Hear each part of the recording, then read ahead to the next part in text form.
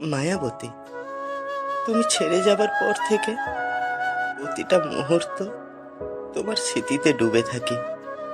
তোমার সাথে কাটানো সময়গুলো এখন স্মৃতির পাতায় বন্দি। তুমি যখন আমার জীবনে ছিলে, সব কিছু রঙিন ছিল।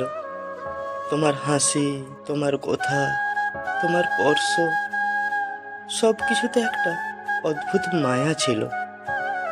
কিন্তু আজ সে মায়া যেন কোথায় হারিয়ে গেছে।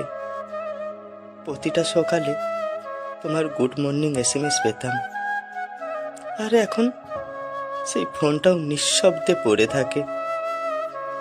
এখন আমার ফোনে কোনো নোটিফিকেশন আসলে আমি চমকে উঠি, আমার বুকটা কেঁপে ওঠে। মায়াবতী, তুমি কি জানো, তুমি চলে যাওয়ার পর থেকে আমি কেমন বদলে গেছি।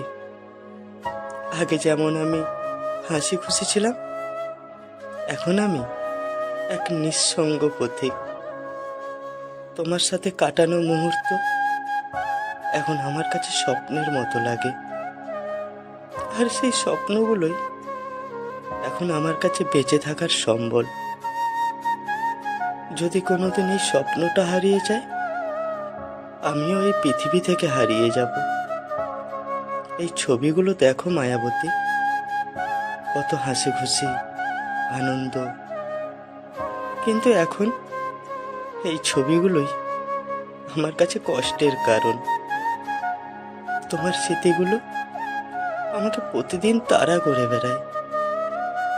আমি চাইলেও সেগুলো মুছে ফেলতে পারি না। আমি চাইলেও তোমাকে ভুলে থাকতে পারি না। আমি চাইলেও তোমাকে এসএমএস না করে থাকতে পারি না। তুমি কখনো ভেবেছো তুমি ছেড়ে যাবার পর আমার জীবন কতটা শূন্যতা তৈরি করেছে?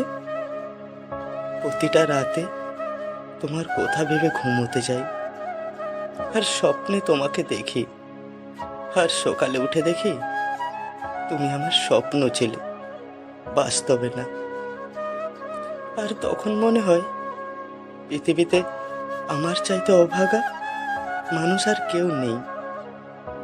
এই চিঠিটা দেখো মায়াবতী, তুমি লিখেছিলে আমি তোমাকে ছেড়ে কখনো যাব না, কিন্তু আজ সে কোথায়?